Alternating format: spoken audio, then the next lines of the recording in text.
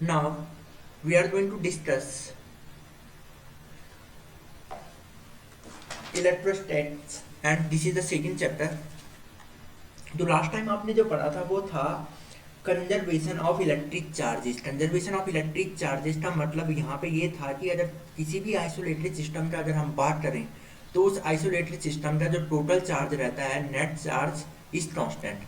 और net charge is constant रहता है तो हम क्या करते हैं, जो उनका अलजेब्रिक सम आएगा, यानी कि जो चार्जेस क्या होती है स्केलर क्वांटिटी होती है। यहाँ पे एक चीज़ ध्यान देना आप, तो चार्जेस क्या होती हैं स्केलर क्वांटिटी होती है, मतलब वो वेक्टर क्वांटिटी नहीं है, उनका वेक्टर सम नहीं करते हैं, स्केलर क्वांटिटी है, मतलब सिंपल एडिशन सब्ट्रैक्शन होता है वहाँ पे। तो अलजेब्रिक क्वांटिटी है।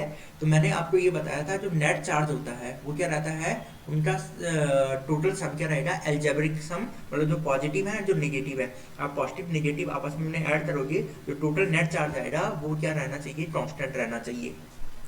तो ये तो था आपका कंजर्वेशन ऑफ इलेक्ट्रिक चार्ज, यानी कि चार्ज हमेशा कांस्टेंट रहता है, उसे एक फॉर्म से दूसरे फॉर्म में बदला जा सकता है, यानी कि चार्ज को ट्रांसफर किया जा सकता है। Neither be created not be destroyed, only can be transferred from one form to another form. ठीक है, ट्रांसफर किया जा सकता है, चार्ज केवल ट्रांसफर होगा, केवल उसके अलावा क्या होगा, इसे हम क्रिएट नहीं कर सकते, डिस्ट्रॉय नहीं कर सकते। अब आ जाते हैं हम इलेक्ट्रोस्टैटिक इंडक्शन पे। अब इलेक्ट्रोस्टैटिक इंडक्शन क्या होता है, तो यहाँ पे हम दो केस पढ़ते हैं। पहला यहाँ पे ये है, if a positively charged conductor is made to touch a second uncharged conductor, the free electrons in the second conductor are attracted to the positive charged conductor and some pass over it। तो अब यहाँ पे ये है, मैंने कहा एक positively charge, ठीक है, एक कंडक्टर लिया, लेट्स सपोज आप ऐसे ले लो, एक पॉजिटिवली चार्ज कंडक्टर मैंने यहाँ पे ले लिया, ठीक है, और मान लो लेट सपोज कर लो इसमें कोई पॉजिटिव चार्ज है, इसमें क्या है पॉजिटिव चार्ज। अब यहाँ पे हमने इसे टच कराते हैं, हम इसको क्या करते हैं, एक टच करते हैं दूसरे वाले कंडक्टर से, ठीक है, और जो कि क्या है एक अनचार्ज कंडक्टर है। अब हम एक अनचार्ज कंडक्टर ले रहे हैं, हमने ले लिया लेट सपोज ये एक अनचार्ज, हमने क्या ले लिया है कंडक्टर ले लिया, एक अनचार्ज कंडक्टर। अब मैंने इसको, इस पर कोई चार्ज नहीं है, अब मैंने इन दोनों को टच कराया, इन दोनों को आपस में टच कराते हैं। टच कराने पे लेट सपोज समझो ये था, ये दूसरा वाला है, दूसरा वाला ये वाला है, मैंने इन दोनों को करा दिया टच, इन दोनों को करा दिया मैंने touch.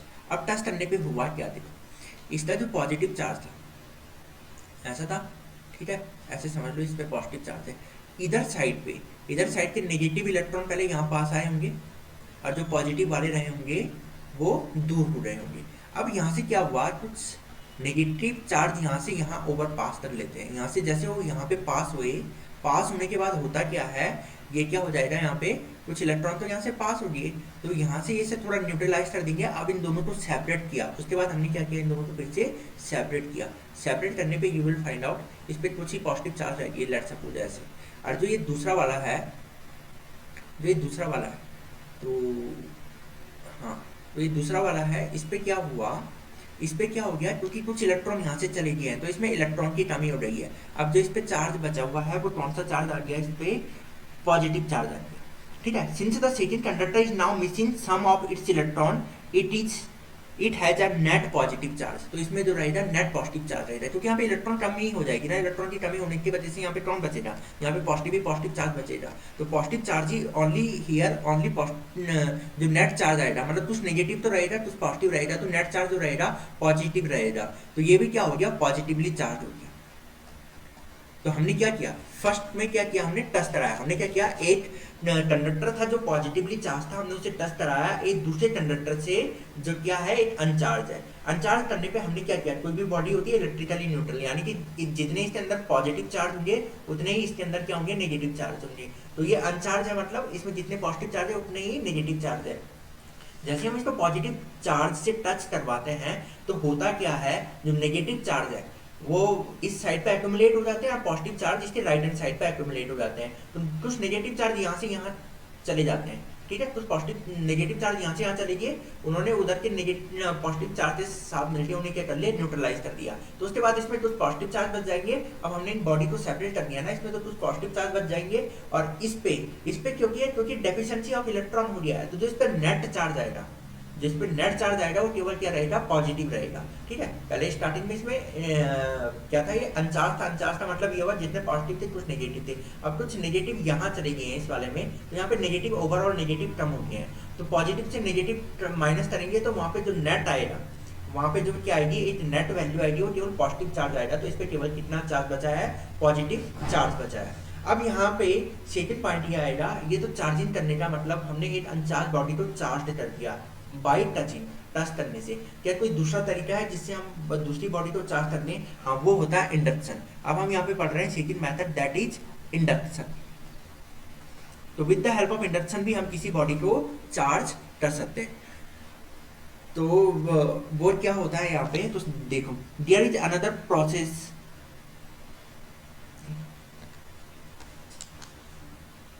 there is another process in which a charged object induces charge in an uncharged conductor placed near it without touching the conductor. This is called the charging by electrostatic induction. अब यहाँ पे क्या कह रहा है, एक हम पे अदर मेथड है जिसे हम इलेक्ट्रोस्टैटिक इंडक्शन कहेंगे।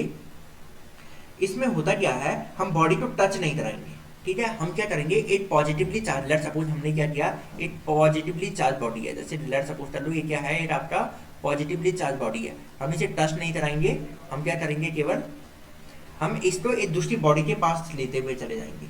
हमने क्या किया, इसको एक अनचार्ज बॉडी के पास लेते हुए चलेंगे। जैसे अनचार्ज कंडक्टर है, मतलब यहाँ पे हमने इस टाइम इसे टच नहीं किया है, टच नहीं किया है। जैसे इस पे मान लो ये क्या है, इलेक्ट्रिकली न्यूट्रल है, इस पे कोई चार्ज नहीं है। और टच इसके पास ले जाने पे क्या होता है, जैसे हम इस वाले चार्ज बॉडी को इस अनचार्ज बॉडी के पास लेते हुए गए, तो हमने क्या पाया यहाँ पे कि जो ये बॉडी थी इसमें था क्या, इसके क्योंकि ये पॉजिटिव चार्ज को इसके पास लेते हुए ले जा रहे हैं, तो ये जो ये है अनचार्ज बॉडी है, इसमें जितने नेगेटिव चार्ज होंगे उतने ही तो पॉजिटिव चार्ज होंगे। तो यानी कि इलेक्ट्रिकली न्यूट्रल है ना। तो अब होता क्या, पॉजिटिव चार्ज को इसके पास ले जाने पे टच नहीं कराएंगे हम यहाँ पे, हम केवल इसे पास लेते हुए जा रहे हैं। हमने जैसे इतना पास लेते हुए चलेगी। अब इसके बाद क्या हुआ, इनके बीच में अभी भी ये गैप है, ये गैप अभी भी है, लेकिन ये पॉजिटिव चार्ज है, ये नेगेटिव चार्ज, इसके अंदर के नेगेटिव चार्ज है उसे अपनी ओर क्या करेगा, अट्रैक्ट। तो इसने इसके नेगेटिव चार्ज को अट्रैक्ट कर दिया, और जो पॉजिटिव चार्ज है वो दूर साइड रहेंगे। तो यानी कि जो इसके पॉजिटिव चार्ज है ये कहाँ है, दूसरी साइड एक्यूमुलेट हो जाएंगे, और नेगेटिव चार्ज इस साइड एक्यूमुलेट हो जाएंगे।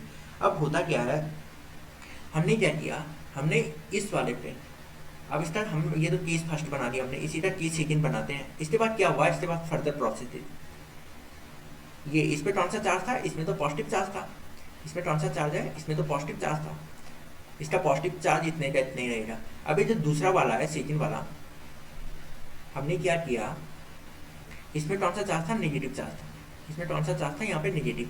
यहाँ पे जो पॉजिटिव था ना, पॉजिटिव, हमने इसे टच कराते हुए, ठीक है, हमने इसे एक वायर के थ्रू टच कराते हुए अर्थिंग कर दी। ठीक है, इसकी अर्थिंग कर दी। अर्थिंग करने पे क्या हुआ, यहाँ से आएंगे इलेक्ट्रॉन, यहाँ नीचे से कौन आएगा, यहाँ से आएंगे इलेक्ट्रॉन, तो इलेक्ट्रॉन आएंगे और वैसे न्यूट्रलाइज कर देंगे। तो इन चार्जों को कर दिया उसने न्यूट्रलाइज। तो न्यूट्रलाइज करने के बाद ये अर्थिंग वाला वायर हटा दिया। अर्थिंग वाला वायर हटाने पे हमने क्या पाया, जैसे हमने अर्थिंग वाला वायर हटा दिया यहाँ से, तो फाइनली क्या हुआ, ये देखो अब यहाँ पे तो अपने पॉजिटिव चार्ज प्रेजेंट रहेंगे, यहाँ पे कमी नहीं हुई है, यहाँ पे ये प्रेजेंट है। ये दूसरा वाला है, अब हमने यहाँ से अर्थिंग हटा दी, तो ये पॉजिटिव चार्ज तो यहाँ से हट गए। तो यहाँ पे जो चार्ज बचे हुए हैं, कौन से चार्जेज हैं, हम केवल नेगेटिव, वो थ्रू आउट फैल जाएंगे। वो क्या करेंगे, थ्रू आउट पूरी सरफेस पे फैल जाएंगे, ठीक है, स्प्रेड हो जाएंगे। तो यहाँ पे हमने क्या पाया, तो यही बात मैंने आपको बताया, there is another process in which charged object induces, जो चार्ज्ड ऑब्जेक्ट है इसने क्या कर दिया, इंड्यूस कर दिया, induces charge in an uncharged conductor. इसने इस अनचार्ज कंडक्टर के अंदर चार्ज क्या कर दिया है, इसके अंदर चार्ज इंड्यूस कर दिया है, जो इसके प्लेस नियर रखा हुआ था, without touching the conductor. This is called charging by electrostatic induction. तो इसे क्या कहेंगे हम, चार्जिंग किसके द्वारा हुआ है, इलेक्ट्रोस्टैटिक इंडक्शन के द्वारा हुआ है। The charge on the object is called inducing charge. तो जो इस ऑब्जेक्ट में जो चार्ज आया है उसे क्या बोलेंगे, इंड्यूसिंग चार्ज। जो इस पे जो चार्ज आया है उसे क्या कहा हमने, inducing charge, and that induced on the conductor is called induced charge. और जो कंडक्टर में जो ये चार्ज आया है इसे क्या बोलेंगे हम, इंड्यूस्ड चार्ज कहेंगे। ठीक है, तो यहाँ पे आपको कोई प्रॉब्लम नहीं होनी चाहिए। तो यहाँ पे जो चार्ज ऑब्जेक्ट है इसे हमने क्या कहा, इसे इंड्यूसिंग चार्ज चार्ज कहा है, और जो इंड्यूस हुआ है कंडक्टर पे उसे इंड्यूस्ड चार्ज कहा है। तो ये इंड्यूसिंग चार्ज है, ये पॉजिटिव चार्ज जो है ये है इंड्यूसिंग चार्ज, और जो नेगेटिव चार्ज है इसे क्या कहा, इंड्यूस्ड कहा। जो इंड्यूस हुआ है उसके अंदर उसे इंड्यूस्ड चार्ज कहा है। इंड्यूसिंग मतलब जो पैदा कर रहा है, जो इसके अंदर ये क्या था, ये ऑब्जेक्ट था जो ये क्या कर रहा है, इस कंडक्टर के अंदर चार्ज प्रोड्यूस कर रहा है, इसलिए हमने इसे कहा इंड्यूसिंग चार्ज। और जो इस पे चार्ज ऑब्टेन हुआ है उसे क्या कहा हमने, इंड्यूस्ड चार्ज कहा है। ठीक है, अब आ जाता है suppose a positively charge object a brought close to the uncharged metal. जैसे मैंने यहाँ पे ये दिखाया, मैंने यहाँ पे क्या किया है, चार्ज मटेरियल को क्या किया, अनचार्ज, मतलब जैसे इसको नाम दे दिया, कुछ नाम दे दिया, जैसे चार्ज मटेरियल ए है, ये बीसी रॉड के पास लेते हुए आए, बीसी रॉड के पास लेने पे क्या हुआ, जैसे इसे पास लेते हुए आए, यहाँ से क्या हुआ, इस पर नेगेटिव इस साइड एक्यूमुलेट हो गई है, पॉजिटिव इस साइड एक्यूमुलेट हो गई है। उसके बाद फर्दर क्या हुआ, हमने इसको अर्थिंग कर दिया, अर्थिंग करने से पॉजिटिव क्या हो जाएंगे, खत्म हो जाएंगे यहाँ पे, क्योंकि इलेक्ट्रॉन यहाँ आके इसे क्या कर लेंगे, न्यूट्रलाइज कर लेंगे। उसके बाद हमने ये अर्थिंग हटा दी, उसके बाद जो नेगेटिव चार्ज था ये थ्रू आउट इसमें क्या हो गया, फैल गया। ठीक है, तो यहाँ तक आपको समझ में आ गया।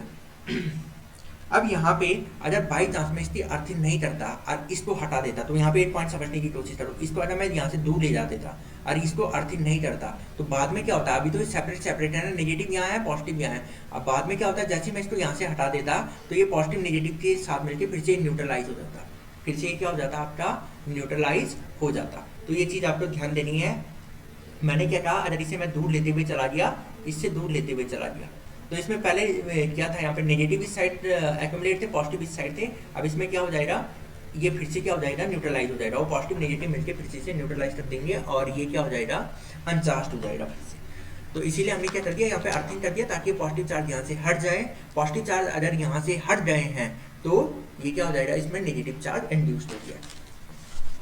अब इसके बाद आ जाते हैं हम हाँ, फिर यहाँ पे सुनो, जो ये दिया है मैंने, A can be used as to charge as many conductor as we wish। मतलब मैंने कहा जो ये वाला लिया है मैंने, ये क्या करेगा यहाँ पे, ये ऐसे बहुत से कंडक्टरों को चार्ज करने में यूज किया जा सकता है without any loss of its own charge, बिना ये अपने चार्ज लूज किए हुए, क्योंकि हम टच नहीं करवा रहे ना, टच करवाते तो लूज हो जाता। इसके जो चार्ज, जो इसमें पॉजिटिव चार्ज है, ये जो ए के अंदर पॉजिटिव चार्ज है, यानी कि जो इसके अंदर जो ये पॉजिटिव चार्ज है ये लूज हो जाते इस ए के अंदर वाले, और हम टच करवाते, बट हमने टच नहीं करवाया, केवल with the help of induce, induce के थ्रू हमने क्या कर दिया, दूसरे वाले पे क्या कर दिया, चार्ज इंड्यूस करवा दिया है। तो हम इसके चार्ज को बिना लूज किए हुए ऐसे बहुत सारे कंडक्टर को क्या करवा सकते हैं, चार्ज कर सकते हैं। और ये क्या होता है, ये वायलेट भी नहीं करता है, कौन सा, law of conservation of charge को भी ये वायलेट नहीं करता है। अब यहाँ पे आ जाते हैं आगे। अब जैसे बॉडी चार्ज हो रही है तो बॉडी चार्ज होने पे क्या करेगी, अदर मटेरियल जैसे पेपर पोपर हो गया, इनको क्या करेगी, अपनी ओर अट्रैक्ट करेगी। तो चलो ये तो हमने यहाँ पे समझा चार्ज बाय इंडक्शन कैसे होता है। अब हम सीधा आगे बढ़ते हैं, सीधा बढ़ते हैं कूलम्स लॉ पे। तो आफ्टर जो न्यू हेडिंग है दैट इज कूलम्स लॉ।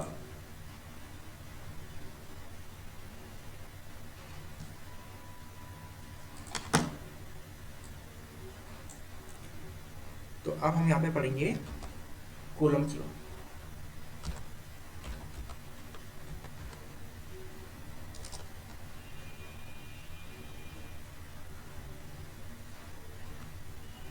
ठीक है,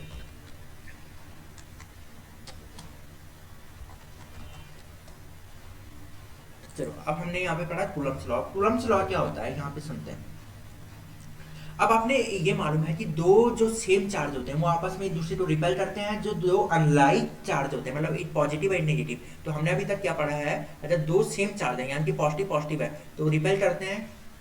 सेकंड पॉइंट आपने क्या पढ़ा, एक नेगेटिव नेगेटिव है, ये भी क्या करेंगे, रिपेल करते हैं।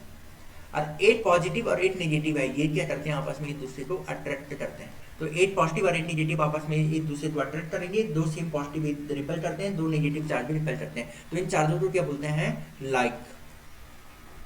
और इन चार्जों को क्या बोलते हैं, ये दोनों चार्ज कैसे हैं, अनलाइक। तो ये प्लस प्लस ये लाइक चार्जेज हैं, ये माइनस माइनस ये भी लाइक चार्जेज हैं, ये प्लस माइनस ये कैसे चार्ज है, अनलाइक चार्ज है। ये आपस में एक दूसरे को अट्रैक्ट करते हैं। अट्रैक्ट कर रहे हैं तो इसका मतलब क्या हुआ कि इनके बीच में फोर्स लग रहा होगा। अब वो फोर्स क्या है, वो फोर्स कहलाता है इलेक्ट्रिक फोर्स। यानी कि अगर दो चार्ज है तो इन दोनों के बीच में जो फोर्स लग रहा है दोनों चार्जों के बीच में, अरे ये पॉजिटिव पॉजिटिव है तो ये एक दूसरे को क्या कर रहे हैं, रिपेल कर रहे हैं। ये इसे इधर साइड, ये वाला इसको इस साइड रिपेल कर रहा है। तो इन दोनों चार्जों के बीच में जो फोर्स लग रहा है उसी फोर्स को नाम दे देते हैं हम इलेक्ट्रिक फोर्स। उसी फोर्स को हमने क्या नाम दिया है, इलेक्ट्रिक फोर्स नाम दिया है।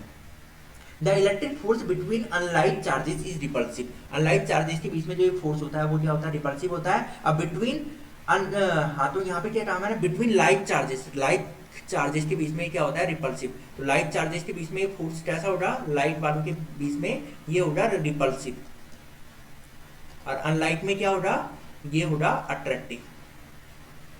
ये वाला फोर्स क्या होगा, इलेक्ट्रिक फोर्स, ये होता है अट्रैक्टिव। ओके ठीक है। If electric charges be situated in vacuum even then the electric force between them. अगर मैंने क्या कहा, इनके बीच में मीडियम चाहे कोई सा भी हो, ठीक है, मीडियम चाहे कोई सा भी हो, दो चार्ज के बीच में हमेशा क्या होता है, एक फोर्स लगता है। चाहे इनके बीच में वैक्यूम है, मतलब कोई यहाँ पे क्या है, वैक्यूम है, यहाँ पे कुछ नहीं है, या इनके बीच में एयर है, या कोई सा भी यहाँ पे मीडियम है, इनके बीच में दो चार्जेस के बीच में हमेशा एक फोर्स लगेगा, जिसे हम क्या कहेंगे, इलेक्ट्रिक फोर्स कहते हैं। तो इन 1875 कूलम थे, on the basis of experiment उन्होंने एक लॉ दिया। उन्होंने क्या लॉ दिया, the force acting between two charges. यहाँ पे चार्जेस का मतलब है 2 पॉइंट चार्जेस। यहाँ पे चार्जेस का मतलब क्या है, 2 पॉइंट चार्जेस, ठीक है। यानी कि उन्होंने क्या फोर्स लॉ दिया, कूलम्स ने एक लॉ दिया with the help of experiment. In 1875 की बात है करीबन। तो 1875 में उन्होंने एक लॉ दिया। उन्होंने क्या लॉ दिया इन 1875, अपने एक्सपेरिमेंट के बेसिस पे, टू स्टेशनरी पॉइंट, अगर हम क्या ले ले, टू क्या ले ले, stationary point charge. Two stationary होना जरूरी है यहाँ पे। हाँ, क्या होना चाहिए उन्हें, स्टेशनरी पॉइंट चार्ज। अगर स्टेशनरी नहीं है तो आप कूलम लॉ अप्लाई नहीं करोगे। Two stationary point charge, two stationary point charge, point charges Q1 and Q2, Q1 and Q2 repel और अट्रैक्ट, रिपेल और अट्रैक्ट, रिपेल और attract each other with a force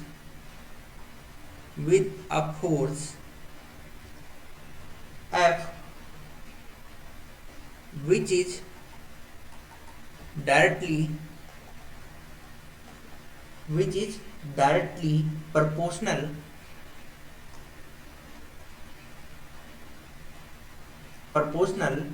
to the product of the charges and inversely proportional to the square of the distance r between them, and inversely proportional to the square of the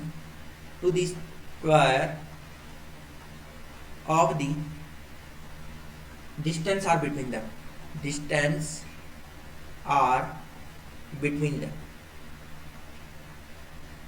अब यहाँ पे ये क्या कर रहा है, इन 1875 to stationary point charges, मतलब इस लॉट क्या स्टेट करता है कि 2000 स्टेशनरी पॉइंट चार्ज लूँ मैं, जैसे Q1 और Q2 लेता हूँ। तो लेट सपोज हमने यहाँ पे लिए दो चार्जेस लिए, हमने यहाँ पे Q1 एंड Q2, हमने यहाँ पे दो चार्जेस लिए, ये ले लिया। पॉइंट चार्ज होने चाहिए, कैसे चार्ज होने चाहिए, पॉइंट चार्ज होने चाहिए, ठीक है। तो जैसे हमने दो पॉइंट चार्ज ले लिया, लेट सपोज ये दोनों पॉजिटिव चार्ज है, तो ये क्या करेंगे, रिपेल करेंगे, क्योंकि पॉजिटिव चार्ज है तो वो आपस में क्या होते हैं, लाइक चार्जेस हैं, लाइक रिपल्सिव होते हैं, मतलब एक दूसरे को रिपेल करेंगे। तो एक क्या करेगा, एक फोर्स इस साइड लगाएगा और दूसरा वाला, दूसरे पे जो फोर्स लगेगा वो इस साइड, पहले वाले पे फोर्स इस साइड लगा है, तो ये क्या है, ये फर्स्ट चार्ज है, तो जो इस पे फोर्स लगा है पहले वाले पे वो ड्यू टू 2 लगा है। फोर्स हम इसे पढ़ते क्या है, फोर्स ऑन 1 ड्यू टू 2, इसे पढ़ेंगे क्या हम, force on 1 due to two, और जो फोर्स से किस पे लग रहा है, सेकंड वाले पे लग रहा है, तो इसे क्या बोलेंगे, force on two due to one. इसे क्या पढ़ेंगे, force on two due to one, इसे ऐसा पढ़ा जाता है। अब यहाँ पे आपको सेकंड पॉइंट ये समझना है, ये तो हो गया force on one due to two, और ये force on two due to one, ये लगेगा कैसे, इन्होंने क्या कहा, जो ये फोर्स लगता है ये प्रोपोर्शनल होता है, प्रोपोर्शनल, किसके प्रोपोर्शनल होता है, Q1 इंटू Q2, यानी कि दोनों चार्ज के प्रोडक्ट के प्रोपोर्शनल होता है, एक्सपेरिमेंट से प्रूव किया। दूसरा उन्होंने क्या प्रूव किया, ये दोनों के बीच का जो डिस्टेंस है, लेट्स सपोज ये डिस्टेंस कितना है, r है, लेट्स सपोज ये डिस्टेंस क्या है, r है, इसका क्या होता है, इसके स्क्वायर का इनवर्सली प्रोपोर्शनल, यानी कि f प्रोपोर्शनल टू 1/r², या आप क्या बोलोगे, f is inversely proportional to r², या तो क्या बोलो, f प्रोपोर्शनल टू 1/r², या हम क्या बोलेंगे, f inversely proportional to r²। तो ये था आपका कूलम्ब्स लॉ। तो कूलम्ब्स लॉ अब हम क्या करते हैं, तो जो फोर्स आएगा वो किसके प्रोपोर्शनल आएगा, फोर्स आएगा जो प्रोपोर्शनल आता है Q1 Q2 अपॉन r², जो ये आता है, ये वाला वैल्यू कितना आता है, Q1 Q2 अपॉन r² के बराबर आता है। अब इसके अलावा आपको एक ध्यान रखना, अगर मुझे ये प्रोपोर्शनल का साइन हटाना है तो यहाँ पे एक प्रोपोर्शनलिटी कांस्टेंट पुट करना पड़ेगा, तो this implies that f is equals to, तो उन्होंने प्रोपोर्शनलिटी कांस्टेंट, यदि मैं बात करूं तो लेट्स सपोज मैंने यहाँ पे क्या पुट कर दिया, k Q1 Q2 upon r², इस k को बोलते हैं हम प्रोपोर्शनलिटी कांस्टेंट, प्रोपोर्शनलिटी कांस्टेंट। यदि अगर मैं वैक्यूम की बात करूं, यदि मैं वैक्यूम या एयर की बात करूं, तो इस k की वैल्यू लगभग नियर इक्वली होती है फॉर वैक्यूम, ठीक है, किसकी बात कर रहे हैं हम यहाँ पे, फॉर, अगर मैं वैक्यूम की बात करता हूँ यहाँ पे, तो अगर मैं वैक्यूम की बात यहाँ पे किया है, या मैंने किसका बात किया है, यहाँ पे एयर का बात किया है, तो इस k का वैल्यू जो आता है वो करीबन आता है 9 इंटू 10⁹, ये कितना आता है, 9 इंटू 10⁹। अब इसका यूनिट क्या आएगा, देखो f का मीटर यूनिट होता है न्यूटन, इस r² को इधर मल्टीप्लाई करोगे तो ये हो जाएगा न्यूटन मीटर स्क्वायर, और Q1 Q2 कूलम स्क्वायर होता है, ये डिनोमिनेटर में चला जाएगा, तो इसका यूनिट हो जाएगा k की वैल्यू कितनी हो जाएगी for vacuum, 9 into 10⁹ newton metre square by coulomb square, ये तो हो गया आपका किसका वैल्यू, k का वैल्यू हो गया। अब यहाँ पे सेकंड पॉइंट आपको ध्यान देना है, जो ये फोर्स लगा है ये 2 पॉइंट चार्ज के लिए वैलिड है, ये ध्यान रखना, ये पॉइंट चार्ज के लिए वैलिड है, ओनली पॉइंट चार्ज, और फॉर ओनली स्टैटिक चार्ज, यानी कि मतलब ये है, आपको दो बात ध्यान रखनी है कि ये कब अप्लाई कर पाओगे, ये लॉ आप कब अप्लाई कर पाओगे, व्हेन, फर्स्ट पॉइंट है आपका कि when they are point charges, they are point charges, अगर वो पॉइंट चार्ज नहीं है तो ये आप लॉ अप्लाई नहीं करोगे, मतलब ऐसा नहीं कि ये पॉइंट चार्ज नहीं है, जैसे मैंने ये बॉडी ले ली, ये पॉइंट चार्ज नहीं है तो इस पर ये अप्लाई नहीं करोगे, ठीक है, ये इस पे ये अप्लाई, ये वाला फॉर्मूला अप्लाई नहीं करोगे क्योंकि पॉइंट चार्ज नहीं है, ये क्या है, यूनिफॉर्मली डिस्ट्रीब्यूटेड चार्ज है इन कंडक्टर की सरफेस पे, तो ये पॉइंट चार्ज नहीं है तो इस पे ये लॉ अप्लाई नहीं होगा, क्योंकि पॉइंट चार्ज के लिए अप्लाई होगा। हाँ, अगर ये बहुत ज्यादा दूर रखे हैं, अरे बहुत दूर रखे मैं, तो ये लगभग एक दूसरे को एक पॉइंट चार्ज की तरह ट्रीट करेंगे तो हम अप्लाई कर सकते हैं, परंतु अगर ये बहुत पास है, ये क्या है, बहुत पास है, तो यहाँ पे ये क्या नहीं होंगे, पॉइंट चार्ज की तरह ट्रीट नहीं होंगे, ठीक है। तो ये फॉर्मूला केवल पॉइंट चार्ज के लिए वैलिड है, ये बात कई बार बोलती है, ये आपको समझ में आ जाना चाहिए, पॉइंट चार्ज पे अप्लाई करोगे, अदरवाइज नहीं करोगे। दूसरी बात, ये फॉर्मूला आप कहाँ पे अप्लाई कर पाओगे, तो सेकंड पॉइंट है, दूसरा फॉर्मूला ये है, अगर चार्ज एट रेस्ट पे हो, चार्ज एट किस पे है, रेस्ट पे है, तभी ये फॉर्मूला अप्लाई करोगे, अदरवाइज ये फॉर्मूला अप्लाई नहीं करोगे। या चार्ज रेस्ट पे, चार्ज एट मोशन पे है, चार्जेस एट मोशन, तो ये फॉर्मूला अप्लाई नहीं करोगे। और तीसरा पॉइंट यहाँ पे ध्यान दिया, अगर ऐसा हो जाए तो एक क्या हो जाए, रेस्ट पे हो जाए और दूसरा मोशन में हो जाए, तो ये फॉर्मूला अप्लाई किया जा सकता है, one at rest and other is moving, and other is moving, तो भी हम ये वाला फॉर्मूला अप्लाई कर सकते हैं, तो भी ये वाला फॉर्मूला अप्लाई करोगे, अदरवाइज ये वाला फॉर्मूला अप्लाई नहीं करोगे, ठीक है। उसके बाद ये फॉर्मूला दिया हमने, F is equal to k Q1 Q2 upon r², जो ये k होता है ये मीडियम पे भी डिपेंड करता है, ठीक है। तो ये जो ये k की वैल्यू इतनी आई है, ये फॉर एयर और वैक्यूम के लिए आई है, तो आपको ये चीज क्या देना है, यहाँ पे ध्यान देना है। तो यानी कि जो ये F होगा, तो इस के की वैल्यू करीबन ये होती है, ये वाली वैल्यू जो कैलकुलेट हुआ है ये ऐसा है, जो ये फोर्स आया है ये कितना आया है 1/4 पाई एप्सिलॉन नॉट, इसे क्या पढ़ा जाता है एप्सिलॉन नॉट, ठीक है, ये एप्सिलॉन जीरो, इसे एप्सिलॉन जीरो पढ़ा जाता है। ये कितना होता है Q1 Q2 upon r square, जो ये एफ का ये फॉर्मूला आएगा ये कितना आ जाएगा 1/4 pi epsilon naught Q1 Q2 upon r square. तो ये जो इसकी वैल्यू है यही था 9 × 10⁹ newton metre square by coulomb square, जो ये था ये इसी का वैल्यू था 9 × 10⁹ कूलम। अब यहाँ पे इसके बाद आपको क्या समझना है, यहाँ पे जो ध्यान देना है, ये तो आपका वैल्यू आ गया। अब मैंने ये कहा था कि ये 2 पॉइंट चार्ज के बीच में अप्लाई हो रहा था, यानी कि जो इस पे फोर्स लग रहा था ये इस पे चार्ज था Q1 है, इस पे था Q2, ये दोनों मैंने क्या लिए थे लाइक चार्जेस लिए थे, मतलब दोनों के दोनों क्या हैं, तो ये तो दोनों के दोनों पॉजिटिव है या दोनों के दोनों नेगेटिव है, तो ये रिपल्सिव होगा। तो ये जो इनके बीच में जो फोर्स काम कर रहा है तो वो कहाँ करता है, इस लाइन के अलाउंस बट करता है। तो इसने इस पे जो फोर्स लगाया उसका डायरेक्शन है ये, यानी कि Q2 ने Q1 पे जो फोर्स लगाया F1 उसकी डायरेक्शन ये है, और जो F21 है जो 2 पे फोर्स लगाया ड्यू टू 1, जो 2 पे फोर्स लगा है ड्यू टू 1 उसका डायरेक्शन है इस साइड को, ठीक है। इनका बीच का डिस्टेंस मैंने R ले लिया था। तो यानी कि यहाँ से आपको क्या समझ में आया, ये दोनों जो फोर्स होते हैं F12 या F21 वो होंगे तो दोनों के दोनों same value, F = 1/4 pi epsilon naught. ये तब का बात हो रहा है, ये तब का बात हो रहा है जब उनके बीच में वैक्यूम है, वरना ये डिपेंड करता है, ये वाला वैल्यू क्या करता है, डिपेंड करता है मीडियम पे डिपेंड करता है। तो हाँ हम वो बात कर रहे हैं जब ये क्या है वैक्यूम है और एयर है। तो जो F12 है F21 है, वैल्यू वाइज ये दोनों के दोनों इतने के इतने ही आएंगे, वैल्यू वाइज दोनों के दोनों सेम है। तो मैग्नीट्यूड वाइज यानी कि आ जाए F12 और F21, अगर मैग्नीट्यूड वाइज बात वाइज की जाए तो ये दोनों बराबर होते हैं, पर अगर डायरेक्शन वाइज बात की जाए तो दोनों अपोजिट हैं। अगर एक वैल्यू पॉजिटिव ले रहे हैं हम तो दूसरी वैल्यू को नेगेटिव लेना पड़ेगा। तो यानी कि जो F12 है अगर मुझे इसे F21 के बराबर रखना है तो एक जगह नेगेटिव साइन देना पड़ेगा। क्यों नेगेटिव साइन दिया, देखो जो इस साइड को माना है, लेट्स सपोज आपने इस साइड को पॉजिटिव मान लिया, तो ये जो इस साइड को दिखा रहे हैं उसे नेगेटिव मानना पड़ेगा। तो नेगेटिव नेगेटिव क्या हो जाएगा, पॉजिटिव हो जाएगा, तब जाके बराबर आएंगे। तो ये दोनों क्या होते हैं, एक दूसरे के नेगेटिव, मतलब दोनों वैल्यू वाइज तो बराबर होते हैं परंतु दोनों का डायरेक्शन अपोजिट है, इसलिए मैंने यहाँ पे क्या कर दिया F12 माइनस F21 हो गया, ठीक है। तो इसे हम वेक्टर फॉर्म भी बोलते हैं। वेक्टर फॉर्म में मतलब दोनों का डायरेक्शन क्या है, एक दूसरे से 180 डिग्री पे है। तो एक इस डायरेक्शन में वर्क कर रहा है तो दूसरा क्या होगा, अपोजिट डायरेक्शन में होता है, ठीक है। तो यहाँ तक तो हमें ये समझ में आ गया। अब इसके बाद आ जाता है कि अगर उनके बीच की डिस्टेंस बढ़े तो अब ऑब्वियस सी बात है, अगर डिस्टेंस बढ़ेगी तो F कम हो जाएगा ना, क्योंकि F इनवर्सली प्रोपोर्शनल टू है 1/r²। यदि R को बढ़ाओगे तो ऑब्वियस सी बात है F कम होगा। यदि आपने मैथ्स में 1/y=1/x² का ग्राफ बनाया है तो आप आसानी से समझ सकते हो कि इनके बीच में रिलेशन, फोर्स का रिलेशन से क्या रिलेशन है, मतलब फोर्स और रिलेशन क्या बोलते हैं, डिस्टेंस का आपस में क्या रिलेशन है। तो फोर्स और R के बीच में, तो जो y=1/x² था, ठीक है, यहाँ पे y=1/x² था, तो आपने इसका ग्राफ पढ़ाया तो ये समथिंग ऐसा बनता है, ये बनता है ऐसा।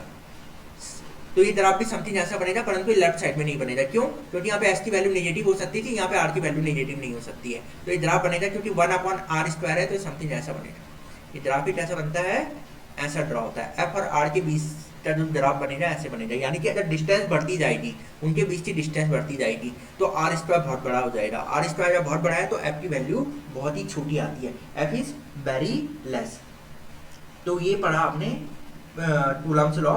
अभी कूलम्ब्स लॉ को अगर मैं वेक्टर फॉर्म में लिखूं तो वेक्टर फॉर्म में कैसे लिखूंगा, तो ये वेक्टर फॉर्म में आएगा, ये आ जाएगा फोर्स, ठीक है। ये क्या आ जाएगा, जो ये वेक्टर फॉर्म में लिखेंगे फोर्स, ये आ जाएगा 1/4 पाई एप्सिलॉन नॉट, यानी कि मैं इसको k से रिप्लेस कर सकता हूँ, k से Q1 Q2 अपॉन यहाँ पे कितना आ जाएगा r²। अब एक क्या देना पड़ेगा, डायरेक्शन देने के लिए एक यूनिट वेक्टर देना पड़ेगा, ठीक है। डायरेक्शन देने के लिए हमें क्या करना पड़ेगा, एक यूनिट वेक्टर से क्या करना पड़ेगा, इसे डिनोट करना पड़ेगा। यूनिट वेक्टर आपको ये बताएगा कि यहाँ पे जैसे 2 पॉइंट चार्ज है, ये 2 पॉइंट चार्ज है, Q1 है, Q2 है, लेट्स सपोज ये दोनों लाइक चार्जेज हैं, तो इसकी वजह से जो फोर्स लग रहा है वो इस साइड लग रहा है, और जो इसकी वजह से फोर्स लग रहा है इस वाले की वजह से इस पे जो फोर्स लग रहा है वो इस साइड लग रहा है, क्योंकि ये F21 2 पे फर्स्ट के वजह से और इस पे फर्स्ट पे सेकंड की वजह से जो फोर्स लग रहा है। मान लो इन दोनों के बीच तो ये डिस्टेंस तो मैंने कितनी ली है, r ली है, ये तो फोर्स का मैग्नीट्यूड हो गया। अब वेक्टर क्वांटिटी में अगर इसे कन्वर्ट करना है तो इसे डायरेक्शन से क्या करना पड़ेगा, इसके साथ डायरेक्शन के साथ इसका स्केलर मल्टीप्लिकेशन लेना पड़ेगा।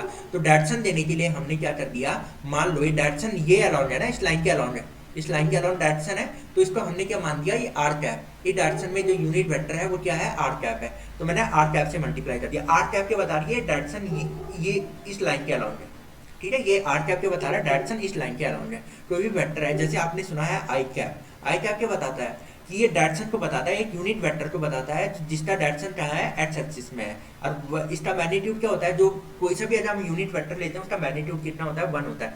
तो यानी कि ये क्या हो जाएगा, इसका मैग्नीट्यूड तो केवल इतना आएगा, क्योंकि इसका मैग्नीट्यूड हो जाता है आर वेक्टर, इसका मैग्नीट्यूड तो कितना आ जाएगा, इसका मैग्नीट्यूड 1 आ जाएगा। तो इसे ऐसे भी डिनोट किया जा सकता है। और जो मैग्नीट्यूड आएगा, ये जो जिसपे मैंने सर्कल किया है, ये इसका मैग्नीट्यूड हो गया। और ये आर वेक्टर यहाँ पे क्या बता रहा है, डायरेक्शन को बता रहा है, फोर्स की डायरेक्शन में अप्लाई हो रहा है। अब यहाँ पे सेकंड पॉइंट है आपका, क्या मैं इसी आर वेक्टर को इस यूनिट वेक्टर को ऐसे लिख सकता हूँ, r vector divided by its magnitude. यानी कि किसी भी यूनिट वेक्टर क्या होता है, वो वेक्टर अपॉन उसका मैग्नीट्यूड। तो मैग्नीट्यूड को हम आइदर ऐसे शो करेंगे या ऐसे। अगर मैं इसके ऊपर से ये वाला सिंबल हटा दूं और इस मॉड के सिंबल को हटा दूं, तो ये दोनों सेम चीजें होती हैं, ये और ये दोनों सेम चीज है, ठीक है। तो यहाँ पे इसको रिप्लेस कर दिया। रिप्लेस करने पे you will find out f is equals to 1/4 pi epsilon naught Q1 Q2 upon r cube हो जाएगा, और यहाँ पे बन जाएगा आर वेक्टर। तो ये बन गया आपका फॉर्मूला, ये क्या हो गया, आपका फॉर्मूला आ गया। और ये क्या होता है, जो यहाँ पे एप्सिलॉन नॉट है, ये क्या है, ये बोलोगे आप, ये बोलोगे परमिटिविटी। ये क्या होता है, परमिटिविटी ऑफ फ्री स्पेस। ये क्या होता है, परमिटिविटी ऑफ फ्री स्पेस। ये फ्री स्पेस की परमिटिविटी होती है। तो ये फॉर्मूला आपने पढ़ लिया।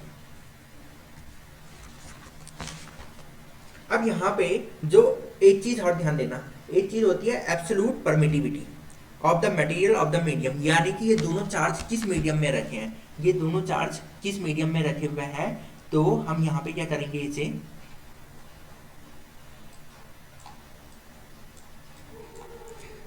अगर ये मतलब फ्री स्पेस में नहीं रखा जाता, तो ये एप्सिलॉन नॉट किससे रिप्लेस हो जाता, ये एप्सिलॉन नॉट तब उस टाइम पे रिप्लेस हो जाता अगर ये फ्री स्पेस नहीं है या एयर नहीं है, वैक्यूम नहीं है, वहां पे नहीं रखे हैं, किसी अदर मीडियम में रखे हैं। तो किसी अदर मीडियम में रखे हैं तो उस मीडियम की परमिटिविटी आ जाएगी 4 पाई एप्सिलॉन, ठीक है, Q1 Q2 upon r square. तो फोर्स लगेगा, तो वो क्या हो रहा है, F1/4 pi epsilon Q1 Q2 upon r square. आपको ये चीज ध्यान देना है। और इस एप्सिलॉन और एप्सिलॉन नॉट के बीच में क्या रिलेशन होता है, तो एप्सिलॉन और एप्सिलॉन नॉट के बीच में जो रिलेशन होता है वो होता है 1/4 पाई, ये हो जाएगा, एप्सिलॉन को हम रिप्लेस कर देंगे k इंटू एप्सिलॉन नॉट। ये क्या हो जाएगा, k into epsilon naught Q1 Q2 upon r square. ये कितना हो जाएगा, Q1 Q2 upon r square. और जो ये k है यहाँ पे, इसे क्या बोला जाता है, इसे बोला जाता है डायमेंशनलेस कांस्टेंट, और इसे क्या कहा जाता है, डाइलेक्ट्रिक कांस्टेंट, और इसे रिलेटिव परमिटिविटी भी कहा जाता है। तो आप ऊपर वाले k में कंफ्यूजन मत हो जाना, ये वो वाला k नहीं है। तो चलो इसको किसी दूसरे सिंबल से हम यहाँ पे रिप्रेजेंट कर लेते हैं। इसे बोला जाता है रिलेटिव परमिटिविटी। इसे क्या बोला जाता है, रिलेटिव परमिटिविटी कहा जाता है। इसे तुम रिप्लेस कर दो एप्सिलॉन आर से। तो एप्सिलॉन आर क्या होगा, epsilon r into epsilon naught, ये किसके बराबर होता है, एप्सिलॉन के बराबर होता है। एप्सिलॉन आर क्या हो जाएगा तुम्हारा, ये हो जाता है एप्सिलॉन उस मीडियम की permittivity divided by free space की जो परमिटिविटी है, इसका रेशियो होता है। तो यानी कि अगर आपको एप्सिलॉन लिखना है तो आप रिलेटिव परमिटिविटी को जिससे मल्टीप्लाई कर दोगे, फ्री स्पेस की परमिटिविटी से मल्टीप्लाई कर दोगे, तो ये आ जाएगा। तो यहाँ से आपका फोर्स जो दो चार्जेस के बीच में लगेगा किसी मीडियम में, उसको इस फॉर्मूले से या इस फॉर्मूले से दिया जाता है, where epsilon the permittivity of that medium. यानी कि ये हो जाएगा 1/4 pi epsilon naught epsilon r Q1 Q2 upon r square. इसे क्या बोला जाता है, रिलेटिव परमिटिविटी। ये डायमेंशन लेस कांस्टेंट होता है, क्योंकि इन दोनों का रेशियो है ना, ये तो रेशियो क्या होता है हमेशा, डायमेंशन लेस क्या होता है, कांस्टेंट होता है। इसे रिलेटिव परमिटिविटी भी कहा जाता है या स्पेसिफिक इंडक्टिव कैपेसिटी भी इसे कहा जाता है। एंड द तो यहाँ पे आपका क्या हो गया, ये हमने कैलकुलेट कर लिया। अगर कोई मीडियम है तो ये फॉर्मूला अप्लाई करना, और फ्री स्पेस है तो इस एप्सिलॉन के प्लेस पे केवल एप्सिलॉन नॉट रखना, वहाँ पे एप्सिलॉन आर की वैल्यू 1 हो जाती है, ठीक है, कहाँ पे, फ्री स्पेस में। तो हमने यहाँ पे ये समझा। अब यहाँ पे जो अगला पार्ट समझना आपको, Coulomb's law and Newton's law of gravitation. Coulomb's law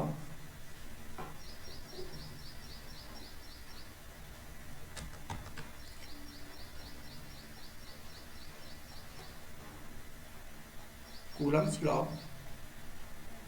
and Newton's law of gravitation। तो ये क्या कहता है, तो कूलम्स का लॉ तो अभी आपने पढ़ा कि F किसके प्रोपोर्शनल टू होता है, Q1 Q2 upon R square. F is proportional to होता है Q1 Q2 upon R square, अभी आपने ये पढ़ा था, ठीक है। तो ये तो सेम उसी तरीके से दिखाई दे रहा है आपको, ये जो ये इलेक्ट्रोस्टैटिक फोर्स है, ये क्या सेम इसी की तरह दिखाई दे रहा है, नहीं, ग्रेविटेशनल फोर्स की तरह। ये भी तो प्रोपोर्शनल होता था m1 m2 upon r square. वे एक जैसे दिखाई देते हैं, ये दोनों एक जैसे रिजेंबल होते हैं, एक जैसे है यहाँ पे। तो यहाँ पे हमें क्या पता चला, जहाँ m क्या होता था, यहाँ पे जैसे Q सेम रोल प्ले कर रहा है, यहाँ पे वही रोल कौन प्ले कर रहा है, यहाँ पे m प्ले कर रहा है। तो जो ग्रेविटेशनल फोर्स है m1 m2 upon r square. But यहाँ पे एक चीज और ध्यान देना, यहाँ पे एक यूनिवर्सल कांस्टेंट लिया था, ये हमने ले लिया था g, m1 m2 upon r square. यहाँ पे जो ये कांस्टेंट लेते थे यूनिवर्सल, इसकी किसी भी मीडियम में जो रहती थी वैल्यू क्या रहती थी, कांस्टेंट वैल्यू रहती थी, जो कि तकरीबन 6.67 × 10 टू द पावर 11 होती थी। 6.67 × 10 to the power 11 newton metre square पर किलोग्राम स्क्वायर ये होती थी। अब बट यहाँ पे क्या है, यहाँ पे जो मैं लेता हूँ, यहाँ पे ये चेंज होता रहता है, ये चेंज होता रहता है, तो के की वैल्यू है यहाँ पे चेंज होती रहेगी, ये डिपेंड करेगी कि मीडियम क्या है, ठीक है। फ्री स्पेस के लिए तो ये वाली value 9 × 10 to the power 9 newton metre square पर कूलम स्क्वायर हो जाती है। बट अगर मीडियम के लिए वैल्यू वाली वैल्यू क्या हो जाएगी, चेंज हो जाएगी। तो ये चीजें आपको क्या देंगे, ध्यान देंगे। बाकी ये फॉर्मूला क्या है, एक जैसा दिखाई देता है, दोनों फॉर्मूले लगभग सेम जैसे दिखाई देते हैं। अब इनके बीच में कंपैरिजन किया जाए, एफजी और एफई के बीच में क्या रिलेशन है, तो एफजी और एफई, तो डिफरेंस, तो एक डिफरेंस पहले यहाँ पे समझते हैं। एफजी क्या होता है, ये हमेशा मास के बीच में जो लगता है वो फोर्स हमेशा क्या होता है, अट्रैक्टिव। तो जो ये फोर्स है ना एफजी, यानी कि न्यूटन्स लॉ ऑफ ग्रेविटेशन और कूलम्स लॉ, तो न्यूटन का जो लॉ है, जो ये एफ जी है, ये हमेशा कैसा फोर्स होता है, ये होता है अट्रैक्टिव। और जबकि जो ये एफ ही है, ये क्या होता है, ये अट्रैक्टिव भी हो सकता है और साथ में ये क्या है, रिपल्सिव भी है। अगर एक पॉजिटिव और नेगेटिव चार्ज है तो अट्रैक्टिव होगा, और एक पॉजिटिव या नेगेटिव चार्ज है, ठीक है, तो ये क्या हो जाएगा, ये क्या हो जाएगा, यहाँ पे रिपल्सिव हो जाएगा, ठीक है। ये क्या हो जाएगा, सेम चार्ज है, अनलाइक लाइक चार्जेज है तो रिपल्सिव, अनलाइक चार्जेज है तो ये क्या हो जाएगा, अट्रैक्टिव हो जाएगा। तो अब हम क्या करते हैं कि हम डेली लाइफ में क्या होता है, हम पे ग्रेविटेशनल फोर्स भी लगता है, इलेक्ट्रिक फोर्स भी लगता है। तो अब यहाँ पे हम इनके बीच में रिलेशन देखते हैं।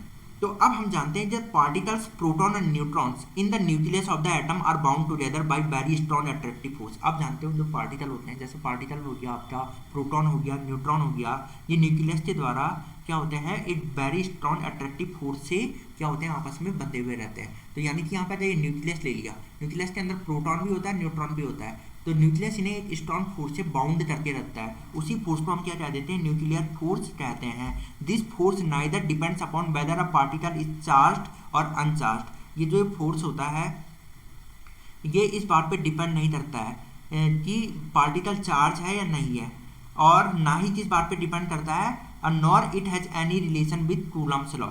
तो इस फोर्स का कूलम लॉ से भी कोई लेना देना नहीं है। आपको पहला ये पॉइंट समझना है। मैंने क्या कहा है यहाँ पे, जो फोर्स है, nuclear force, this force neither depends upon the weather a particle is charge और अनचार्ज। कोई पार्टिकल चार्ज है या अनचार्ज है, इसका इस बात पे कोई फर्क नहीं पड़ता है। दूसरी बात, इट हैज ना तो इसका कोई रिलेशन है कूलम्स लॉ से, इसका कोई रिलेशन नहीं है न्यूक्लियर फोर्स का। But this does not mean the protons in the nucleus do not have Coulomb's electric repulsive force between them. पर इस बात का ये भी मतलब नहीं है अंदर ही अंदर जो प्रोटॉन है, प्रोटॉन के बीच में भी तो क्या हो रहा होगा, रिपल्सिव फोर्स लग रहा होगा।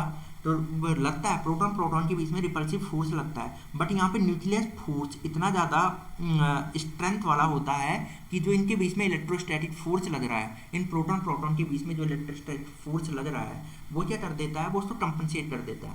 मतलब ये ज़्यादा स्ट्रांग होता है, न्यूक्लियर फोर्स ज़्यादा स्ट्रांग होता है किससे, इस इलेक्ट्रिक फोर्स से। ठीक है, इसलिए वो क्या रहते हैं, वो हमेशा उसके अंदर बाउंड रहते हैं इस स्ट्रांग फोर्स से। प्रोटॉन और न्यूट्रॉन, प्रोटॉन आपस में बाउंड रहते हैं उस न्यूक्लियर फोर्स की वजह से अंदर। तो यहाँ पे आपने ये पॉइंट समझा। The electric repulsive force through and plays an important role inside the nucleus.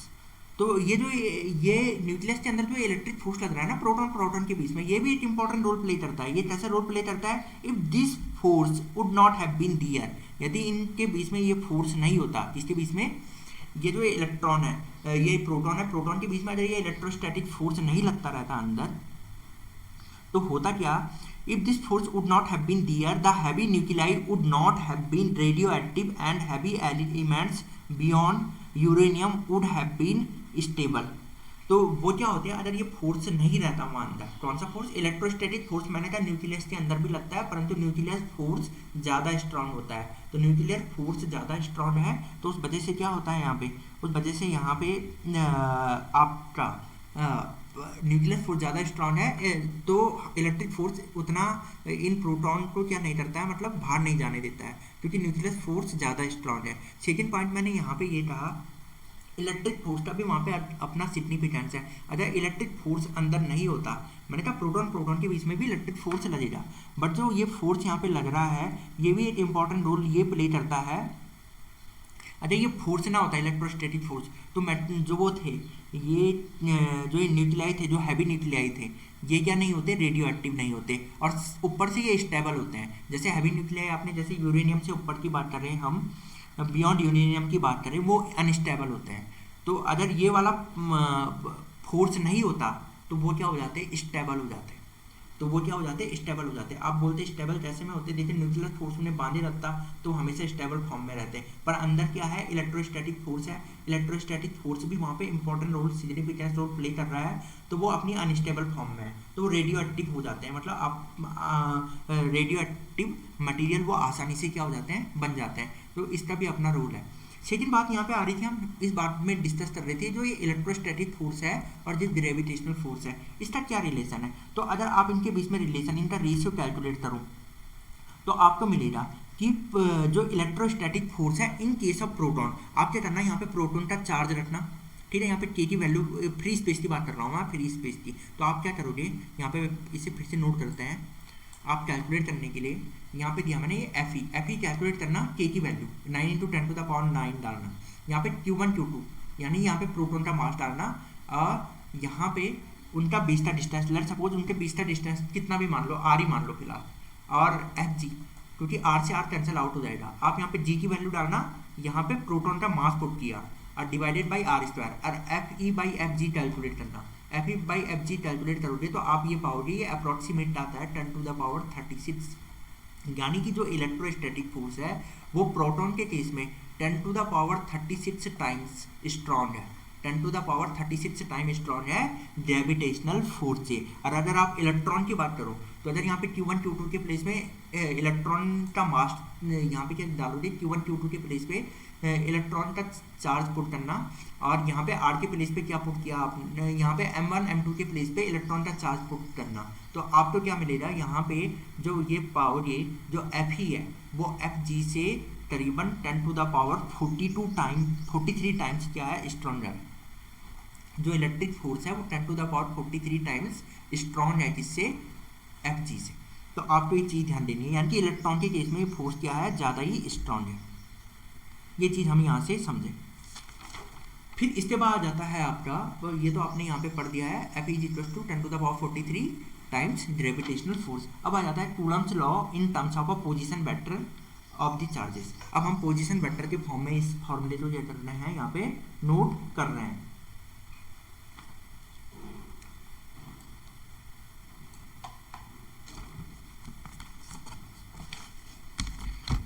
तो अब आ जाएगा Coulomb's law in terms of a position vector of the charges.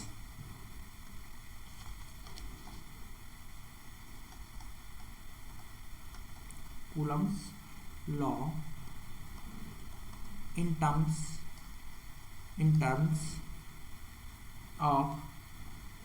of position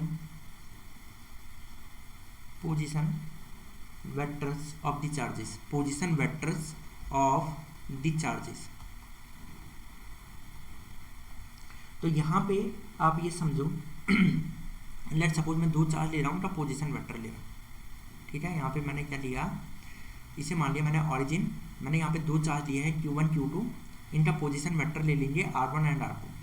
अब आप पोजीशन वेक्टर के लिए आपको वेक्टर समझ में आना चाहिए, वेक्टर क्या होता है। तो इस पॉइंट का पोजीशन वेक्टर मान लिया कि इसमें यहाँ ये चार्ज है Q1, ये चार्ज है Q2, इसका पोजीशन वेक्टर हमने एज्यूम कर लिया। इसका जो पोजीशन वेक्टर है, पोजीशन वेक्टर क्या हो जाएगा यहाँ पे, इसका पोजीशन वेक्टर हो जाएगा R1 वेक्टर। ये पोजीशन वेक्टर, इस वाले Q2 का जो पोजीशन वेक्टर है R2 वेक्टर। देखना पोजीशन वेक्टर हमेशा ध्यान रखना, जिसको वेक्टर आ जाता है ठीक है, जिसे नहीं आता वो समझो। जो यहाँ पे पोजीशन वेक्टर की बात होती है वो हमेशा ऑरिजिन से कैलकुलेट होता है, और उसकी डायरेक्शन हमेशा कहाँ से कहाँ रहती है, ऑरिजिन से उस पॉइंट की ओर रहती है।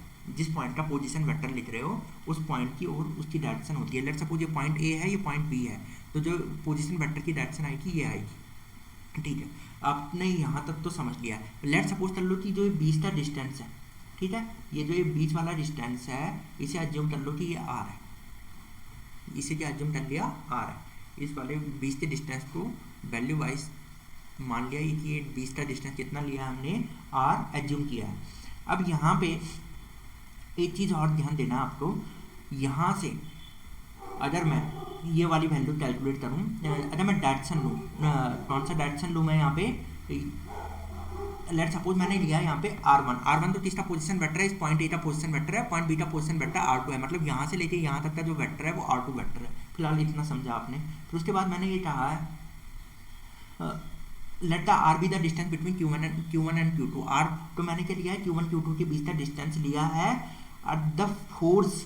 अब यहाँ पे R21, अब यहाँ पे R21 क्या है पहले ये समझो, R21 the unit vector pointing from Q2 to Q1, जो R21 लूँ ना मैं, R21, ठीक है, ये मैंने एक यूनिट वेक्टर लिया है R21। तो R21 की डायरेक्शन कहाँ से कहाँ की ओर होगी, Q2 से Q1 की ओर होगी। तो यहाँ पे अगर मैं R21 निकालूँ तो R21 इस डायरेक्शन में एक यूनिट वेक्टर है, ठीक है, और यहाँ से इस साइड की ओर जो इस A से B की ओर जो यूनिट वेक्टर है उसे ले लिया R1, फिलहाल ऐसा ले लिया। अब यहाँ पे अगर आपको फोर्स 1 ड्यू टू 2 निकालना है, 1 पे फोर्स कहाँ नजर आ रहा है, इस साइड, तो फोर्स ऑन 1 ड्यू टू 2, पहले पे जो फोर्स लग रहा है ड्यू टू 2 की वजह से वो कितना आ जाएगा आपका, तो 1/4πε0। थोड़ा देर के लिए मैं इसे के मान रहा हूँ, इसे समझो के, ये कितना हो जाएगा Q1 Q2 अपॉन R²।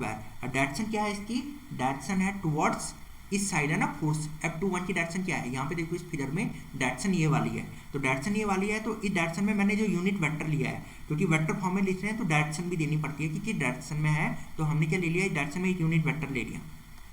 ये कितना आ गया आपका R21 आ गया है, ठीक है। इसके बाद अगर आप R की वैल्यू कैलकुलेट करो, तो R की वैल्यू आप कैसे कैलकुलेट करोगे यहाँ पे, तो R की वैल्यू अगर आपने कैलकुलेट करने की कोशिश की यहाँ पे, तो R जो आ जाएगा, देखो अगर मैं R इंटू R21 कैलकुलेट करूँ, ठीक है, R तो एक तो क्या है स्केलर क्वांटिटी है, तो ये इंटू है, हाँ ये डॉट प्रोडक्ट नहीं है, R इंटू R21 है। तो अगर मैं इसे कैलकुलेट करूँ R into R21 unit vector, अगर मैं ये बताऊँ ये वाली वैल्यू कितनी आएगी, R को मैंने इस यूनिट वेक्टर से क्यों मल्टीप्लाई किया, ताकि ये AB वेक्टर निकल जाए, ये कौन सा वेक्टर कैलकुलेट हो जाए, AB वेक्टर क्या हो जाए यहाँ पे कैलकुलेट हो जाए, ठीक है। AB क्या है, ये डायरेक्शन हमारी किस ओर है, A की ओर है ना, तो ये AB कैलकुलेट नहीं हो रहा है, BA वेक्टर कैलकुलेट हो जाएगा। तो BA वेक्टर एक्चुअल में कितना आएगा, तो आप जानते हो BA वेक्टर होगा, यहाँ पे देखना OB प्लस BA इसके बराबर आ जाएगा OA के बराबर। आपका क्या आया, OB प्लस, यहाँ पे देखना OB plus BA, OB plus BA किसके बराबर आ जाएगा, OA वेक्टर के बराबर आ जाएगा। ऐसा क्यों आया, तो आप तो ऐसे समझो, अगर कोई भी दो वेक्टर दिया है, लेट सपोज ये दिया है ABC, ये कितना दिया है ABC। जिसने वेक्टर नहीं पढ़ा है, जिसे वेक्टर आ जाता है उसके लिए तो आसान है, और जिसने नहीं पढ़ा है वो यहाँ पे ध्यान देना। आपको AC वेक्टर चाहिए, आप किस ओर जा रहे हो, C की ओर जा रहे हो, तो C की ओर जाने के दो डायरेक्शन है, या तो यहाँ से डायरेक्ट चले जाओ या पहले इधर से इधर जाए फिर इधर से इधर जाए। तो AC वेक्टर के लिए क्या हो जाएगा, AB, पहले आप AB पे जाए फिर B से C की ओर जाए, तो AC वेक्टर आ गया। तो इसको ऐसे डिनोट करते हैं। वैसे मुझे क्या चाहिए था, OA वेक्टर चाहिए था, तो O से A की ओर जाने के लिए मैं गया OA। दूसरा मेथड क्या हो जाएगा, पहले इस डायरेक्शन में जाऊंगा फिर इस डायरेक्शन में जाऊंगा, तो पहले आ जाएगा OB वेक्टर, वो मैंने ये लिखा है, फिर मैं B से A की ओर गया, ये हो गया। फिर यहाँ से मुझे BA वेक्टर कैलकुलेट करना था, मुझे तो किसकी वैल्यू चाहिए, BA वेक्टर की वैल्यू चाहिए। तो BA वेक्टर मैंने यहाँ पे से कैसे कैलकुलेट किया, BA वेक्टर आ जाएगा आपका OA minus OB, OA minus OB, ये वाला वेक्टर कैलकुलेट हो गया। तो OA माइनस OB कहाँ गया आपका, OA माइनस OB, हाँ ठीक है। तो OA की वैल्यू कितनी है, R1 वेक्टर, ठीक है, ये वाला आ गया। और OB की वैल्यू कितनी है, यहाँ पे देखो इस पॉइंट B का पोजीशन वेक्टर है R2 वेक्टर, तो R1 माइनस R2, और ये किसकी वैल्यू आ रही है आपकी, ये आ रही R इंटू R21, यानी कि ये वाली डायरेक्शन BA आ गया मतलब आपका। तो यहाँ से ये कैलकुलेट हो गया है। तो यहाँ से अब मैंने वेक्टर फॉर्म में लिख लिया है। तो फोर्स ऑन 1 ड्यू टू 2 मैं ये कैलकुलेट कर रहा था, तो मैंने फोर्स ऑन 1 ड्यू टू 2 क्या कैलकुलेट किया था, ये वाली वैल्यू, ये वाली दिखाई दे रही है ना आपकी, फोर्स ऑन 1 ड्यू टू 2। तो इसे हम फिर से यहाँ पे नोट कर रहे हैं, फोर्स ऑन 1 ड्यू टू 2। तो चलो let me create some space, ठीक है, ये वाला आ गया यहाँ पे। तो ठीक, चलो हाँ, तो यहाँ पे F12 वेक्टर फॉर्म में हम इसे लिख रहे थे, ये लिखा था मैंने K Q1 Q2 upon R। तो R स्क्वायर लिखा है ना मैंने यहाँ पे कितना लिखा है मैंने, R स्क्वायर मैंने यहाँ पे क्या लिखा हुआ है, कैलकुलेट किया है। तो पहले इससे हम HT उतार देते हैं, R स्क्वायर यहाँ पे। तो एक बात ध्यान दो अभी आपने क्या किया, इधर भी R से मल्टीप्लाई कर दिया, इधर भी R से, तो ये R स्क्वायर था ना, ये R क्यूब बन जाएगा, ये कितना बन जाएगा, R क्यूब।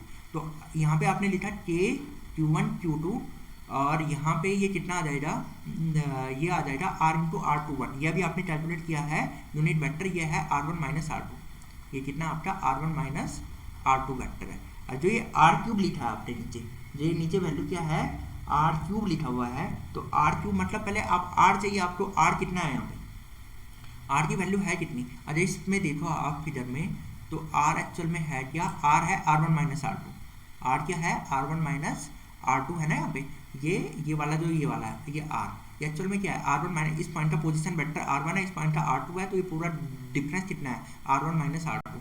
तो R1 माइनस R2 का जो यहाँ पे मॉड है, ठीक है, इसका क्यूब, क्योंकि यहाँ पे क्यूब है ना, तो इसे हमने ऐसे नोट कर लिया। तो यहाँ से आपको क्या पता चला, ये आपने कैलकुलेट कर दिया F12, ये कैलकुलेट कर दिया आपने F12, ये आ गया इतना। सेम वे आप क्या कैलकुलेट करोगे यहाँ पे, F21 force on 2 due to 1, force on 2 due to 1, अगर इसे कैलकुलेट करो, फोर्स ऑन 2 ड्यू टू 1, तो उसे अगर आप कैलकुलेट करोगे तो ये इतना ही आएगा, K Q1 Q2 upon R1 minus R2 का होल क्यूब, ये तो इतना ही आएगा। यहाँ पे जो आएगा, यहाँ पे ये चेंज हो जाएगा बस, R2 माइनस R1। तो जैसे मैंने वो कैलकुलेट किया वैसे आप ये भी क्या करोगे, कैलकुलेट, तो ये कितना आ जाएगा, R2 माइनस R1। तो अब यहाँ पे देखो, यहाँ से हमें क्या इंपॉर्टेंट रिजल्ट मिला, यहाँ से हमें ये रिजल्ट मिला, देखो R1 माइनस R2, जब मैं इसमें माइनस कॉमन ले लूँ ऊपर वाले में, तो ये सेम यही बन जाएगा जो नीचे लिखा हुआ है। तो दोनों वैल्यू सेम हो गई, तो यहाँ से क्या प्रूफ हो गया, जो F21 है और जो F12 है, ये डायरेक्शन वाइज दोनों अपोजिट होते हैं। तो इस फॉर्मूले से हमने ये डिराइव किया है, ये डायरेक्शन वाइज क्या होते हैं, एक दूसरे के अपोजिट होते हैं, कि दोनों के दोनों फोर्स एक दूसरे के अपोजिट थे। इस वेक्टर फॉर्म से हमें ये प्रूफ मिला हमें। फिर इसके बाद तो यहाँ पे हाँ, जो ये फोर्स होता है, ये फोर्स कहाँ वर्क करता है, फोर्स वर्क करता है हमेशा जो इनको ज्वाइन करने वाला पाथ है उसके अलोंग वर्क करता है। तो सेकंड पॉइंट हमें क्या, यहाँ से जो इस वेक्टर फॉर्म से मिलती है, जो फोर्स एक्ट कर रहा है वो कहाँ एक्ट करता है, वो इन दोनों पॉइंट को जोड़ने वाले लाइन के अलोंग वर्क करता है। तो ये आपने पढ़ा यहाँ पे Coulomb's law in terms of a position vector. अब इसका एक लास्ट टॉपिक है जो कि है हमारे पास फोर्सेज बिटवीन मल्टीपल चार्जेस या सुपरपोजिशन प्रिंसिपल। तो इसे भी हम एक सिंपल फॉर्मेट में सीखते हैं, फोर्सेज बिटवीन मल्टीपल चार्जेस, या जिसे हम सुपरपोजिशन प्रिंसिपल भी कहते हैं। तो फोर्सेज बिटवीन मल्टीपल चार्जेस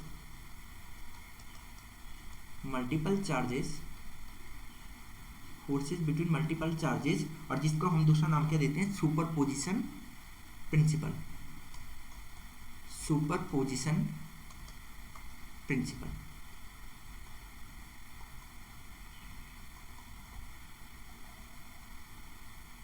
अब आप स्पेस में let suppose we are taking multiple charges, जैसे Q1 Q2 Q3 and so on, Q1 Q2 Q3 Q4 and so on, there are many charges in a space.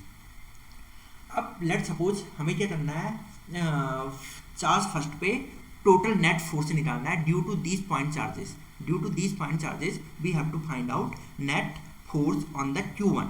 इस पे total कितना force लग रहा है, तो फोर्स ऑन 1, तो ये कितना हो जाएगा, फोर्स ऑन 1 ड्यू टू 2, इस सेकंड वाले की वजह से इस पे कितना फोर्स लग रहा है। सेम वे फोर्थ वाले की वजह से इस पे कितना फोर्स लग रहा है, या थर्ड वाले की वजह से कितना फोर्स लग रहा है, तो force on 1 due to 3 plus force on